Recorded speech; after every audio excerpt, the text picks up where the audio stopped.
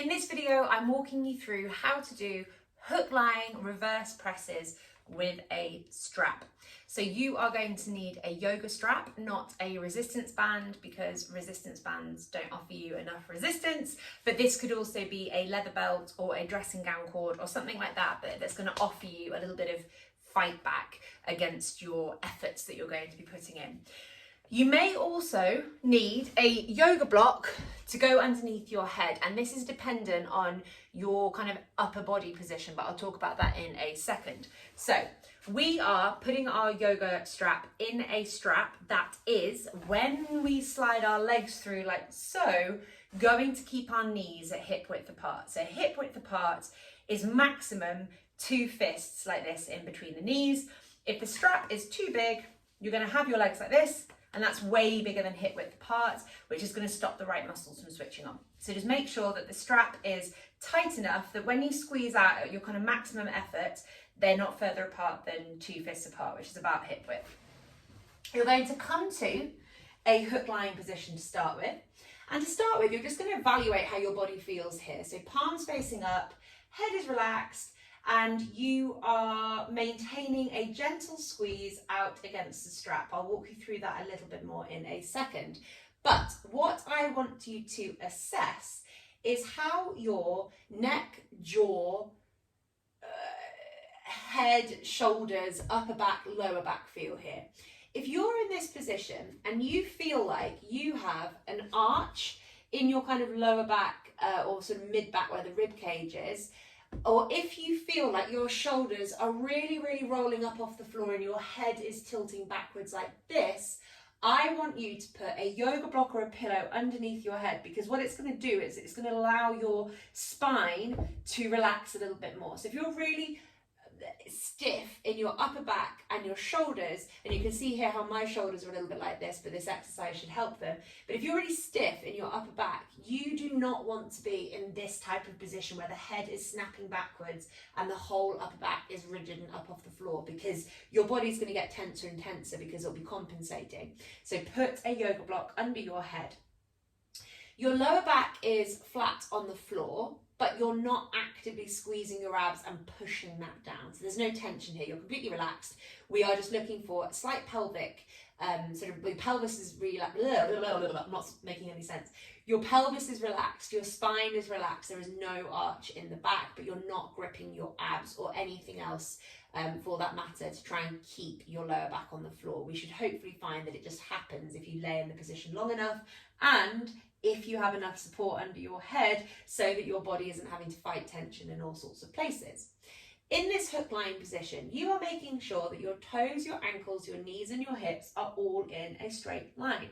So your toes and ankles are different entities to one another. I'm just going to show you this from the front. This would be somebody who's got their ankles, knees and hips at hip width apart, but not their toes. So we've got to like pivot around our ankles, and actually having the stripes on my rug is a good way of seeing this, to keep them on that parallel train track alignment. This is really important. We mustn't forget what our toes are doing.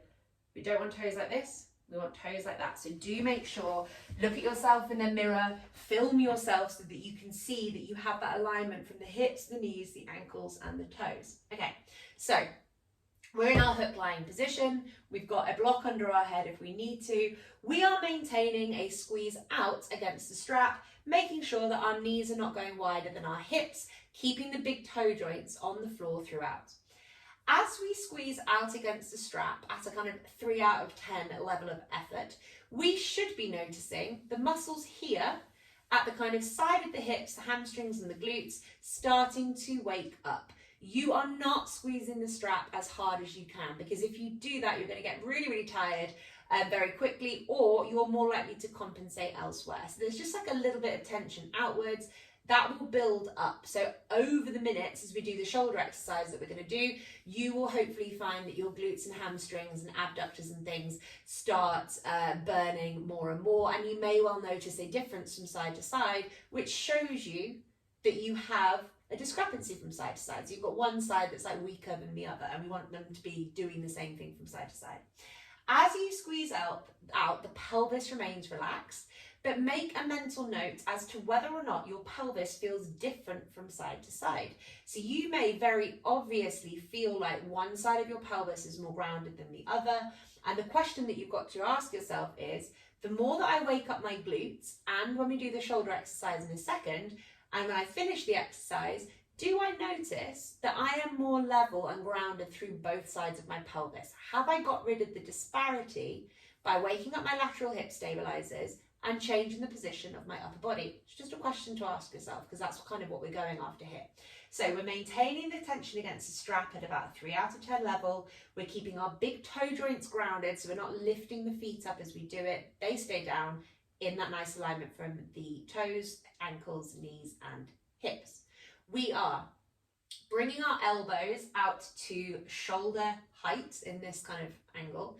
We are squeezing our hands into fists, and we're not forgetting our fingers. So there's lots to think about here. We've got to think about our feet, we've got to think about our legs, we've got to think about our pelvis, our spine, etc.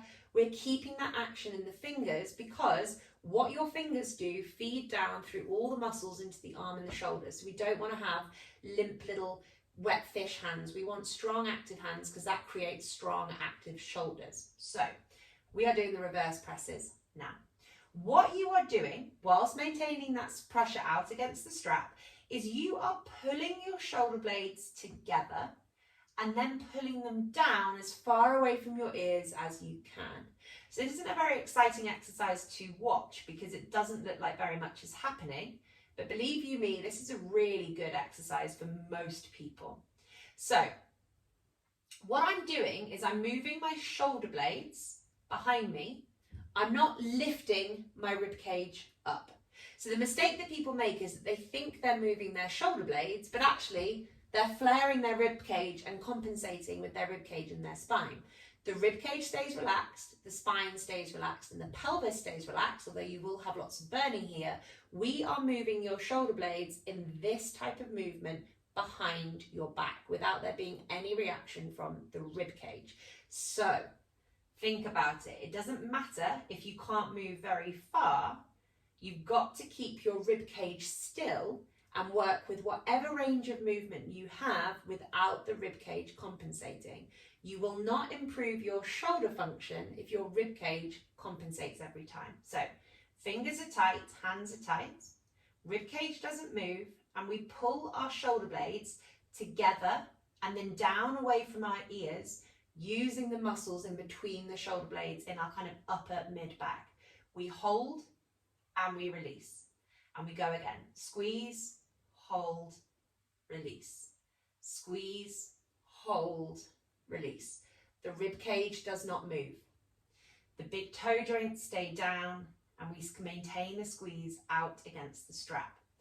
As we continue with these reps of the hook-lying reverse presses, you'll feel how your elbows sort of move down into the floor, but you're not actively pushing down into the floor. So it will feel a little bit like this, but it's the shoulder blades that are driving that movement, not you pushing down with your elbows into the floor. So you're not leading with the elbows, you're not leading with the rib cage, it's the shoulder blades that are gliding, which is a really difficult movement for lots of people to do.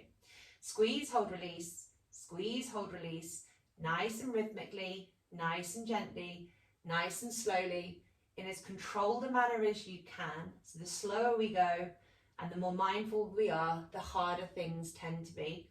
Don't forget the squeeze out against the strap. And I would normally recommend about 3 sets of 20 of those, resetting in between each set of 20, so that your body has a bit of time to kind of reconfigure and your brain gets to put itself back into the movement again. And just while I finish, my shoulders are nicely displaying what that exercise is good for. If your shoulder blades are like coming up off the floor like so, like mine, that previous exercise, the hook-lying reverse presses, is a brilliant exercise to start repositioning that shoulder so that it's nice and flat against the floor and kind of open. My shoulder blades being like this is one of my biggest problems that I have to work with. So lots of shoulder function is necessary, and I'm a big rib cage flarer, as that's what my body has learned to do as a compensation. So that is hook-lying reverse presses with a strap.